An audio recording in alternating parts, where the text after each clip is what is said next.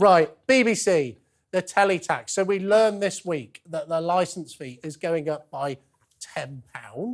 The BBC, I think that puts it over £160 now. Good value, Rebecca? Yeah, I really do. And I think actually in light of that conversation we just had about kind of conspiracy theories and, you know, the void, you know, the vacuum that the internet increasingly fills now in telling people what the real news is, I think investing in our national broadcaster, the incredible journalism that they do, I know we've probably got thoughts on that, I think, you know, is good value. So is Hamas being a terrorist organisation a conspiracy theory, or is it true? No, but it's not the BBC's job to designate. No, but it's not. It's the government's job. The government is designating them a terrorist organisation. So is the fact, should the BBC be calling them a terrorist organisation? It's the law of the land. I don't think it's their responsibility to tell me who is and isn't a terrorist group. I really don't. Right, OK, well, I think you're wrong. Good value or bad value, the BBC? Excellent value, protecting my pension as somebody who worked for the BBC for 14 years. I need to declare my interest.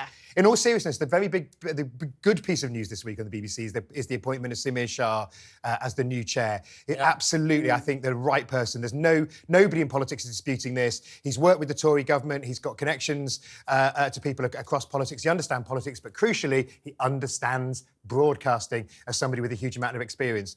And his job will be to have a quiet word with the Director General where it's needed. Because what I think we've seen at the BBC is a lack of leadership over the last couple of years in terms of just, you know, the hand on the tiller, just helping make sure that it goes through those choppy waters. On the licence fee, the government promised to give them an inflation-linked licence fee increase after the freeze for 2 years. They haven't. They've reneged. Yet another broken Tory promise.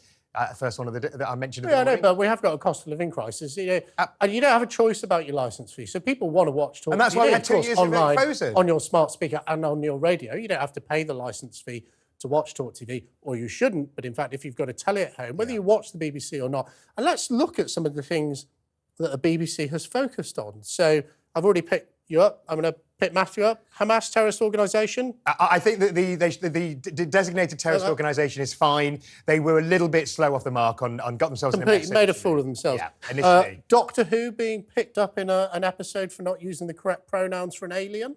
Doesn't bother me.